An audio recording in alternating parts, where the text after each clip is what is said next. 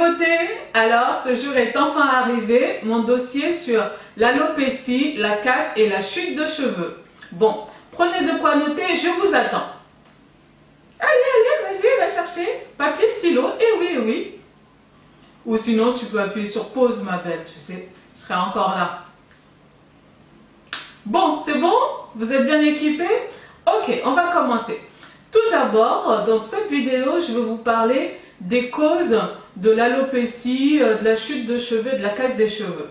Voilà, donc cette première vidéo, ce sera basé que sur ça. Ensuite, je ferai une autre vidéo, ce qu'il y a à faire. Ensuite, des vidéos sur des soins que je ferai avec vous. Mais moi, je ne rencontre pas du tout ce problème-là, justement parce qu'il y a plusieurs choses que j'ai fait qui fait que actuellement j'ai pas de souci d'alopécie, on peut dire que je perds pas beaucoup de cheveux, j'ai pas de casse, malgré que je dois gérer deux types de cheveux.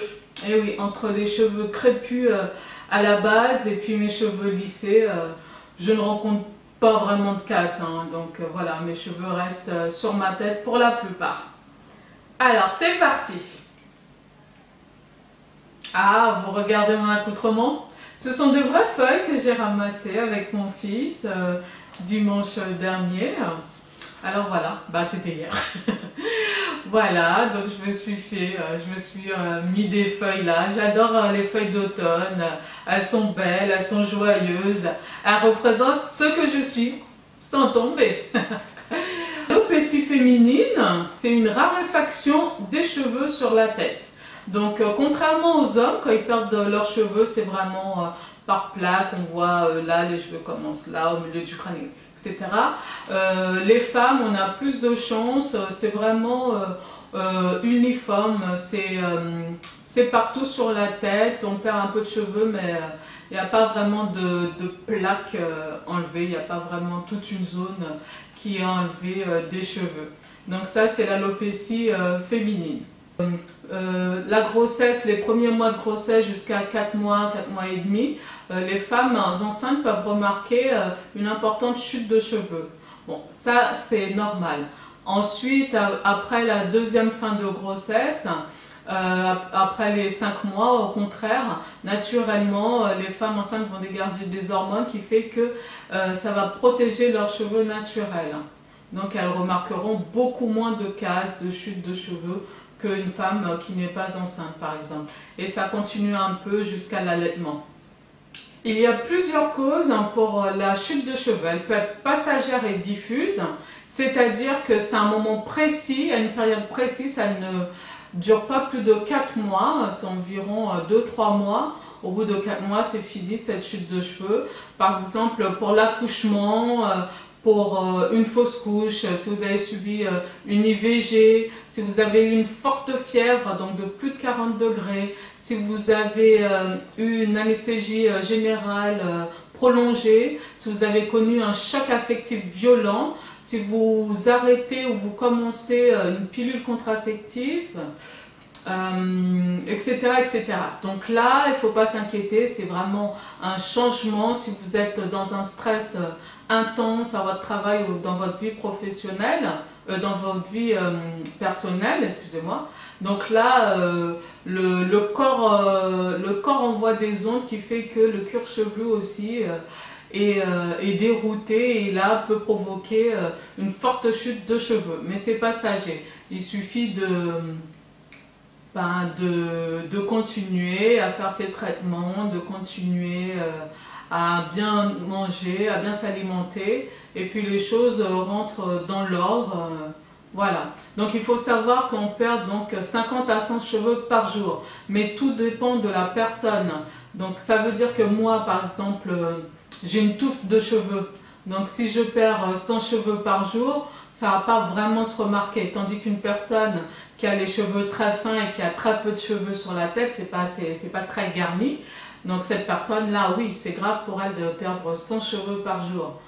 Alors voilà, donc moi, perdre 100 cheveux par jour, mais bon, j'en perds pas 100 par jour, pas du tout, même je suis loin, très loin de la moyenne. Chute de cheveux durable et diffuse, c'est-à-dire par exemple si vous êtes dans un état dépressif, mais vraiment constant, que ce soit au travail ou dans la vie personnelle, si si vous êtes anorexique, si vous suivez un régime draconien où vous êtes en manque des vitamines essentielles pour la croissance des cheveux, c'est-à-dire les vitamines B, E, C, enfin voilà, de quoi que le corps puisse bien fonctionner et que le cuir chevelu puisse profiter de tout ce nutriment par le sang.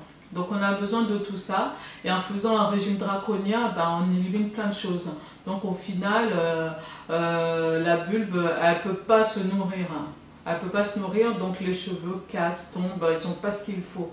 Ils n'ont pas les supports alimentaires qu'ils ont besoin.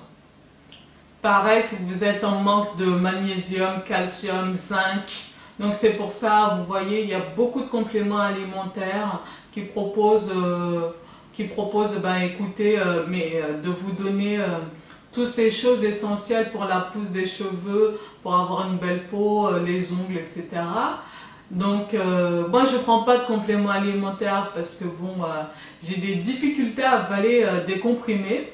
Petite, je me souviens, ma mère écrasait les comprimés, par exemple Doliprane quand j'ai de la fièvre, mettait dans un verre et tournait le tout, je buvais ça comme ça. Donc ce qui n'est pas du tout bon pour la trachée et l'estomac, mais ça passait pas, ça passe pas du tout, ça passe toujours pas dans ma gorge.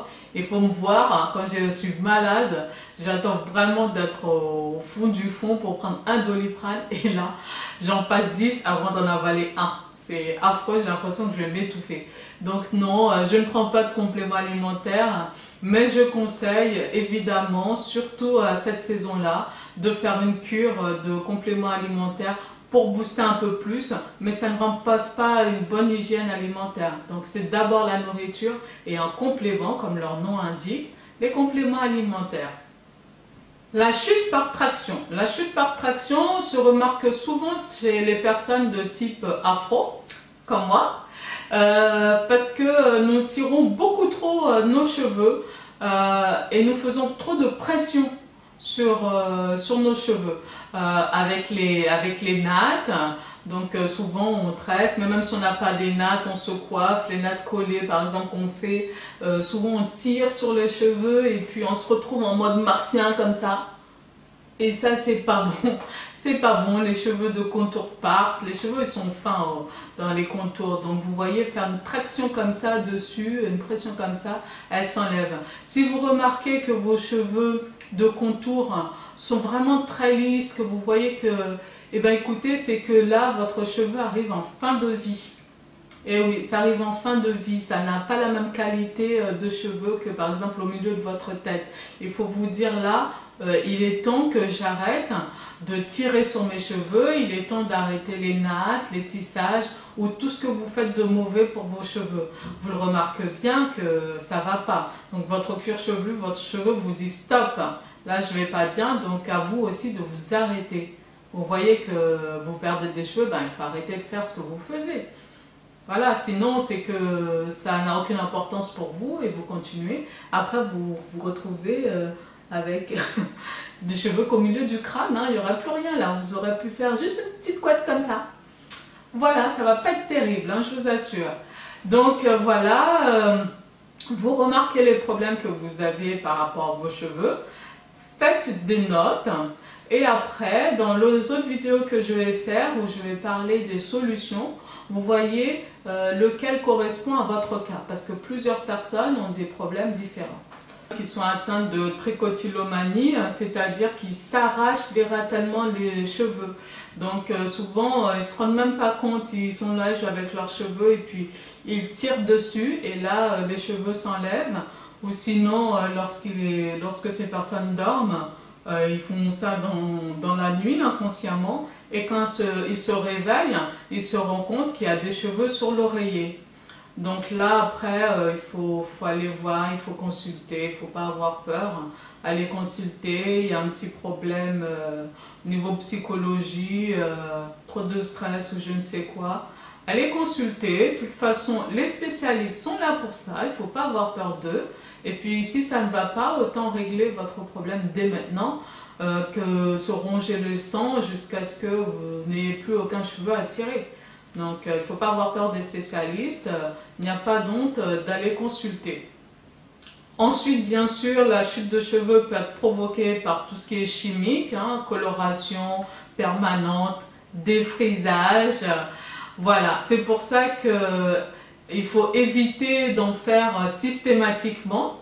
Par exemple, moi je fais un défrisage dans l'année. Avant, je faisais 2-3 défrisages dans l'année. C'est-à-dire que j'attends vraiment d'avoir une très bonne repousse pour pouvoir faire une retouche. Je ne vais pas faire une retouche seulement parce que les racines sont un peu crépues. Donc là, mon défrisage, je l'ai fait en juillet dernier.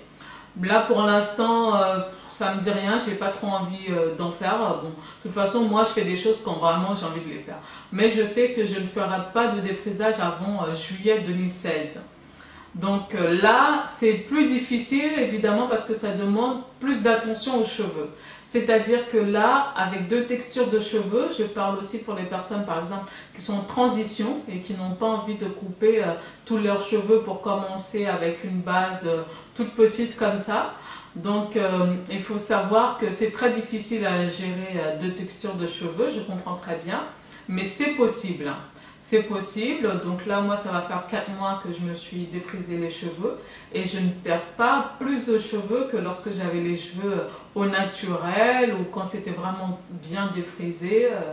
Là moi je connais les gestes à faire, c'est ce que vous voyez dans mes vidéos et vous verrez que si vous les appliquez, si vous avez le même type de cheveux que moi, il y a de fortes chances que ça vous réussisse aussi. Mais chacun est différent. Ce qui me convient moi ne conviendra pas forcément à tout le monde.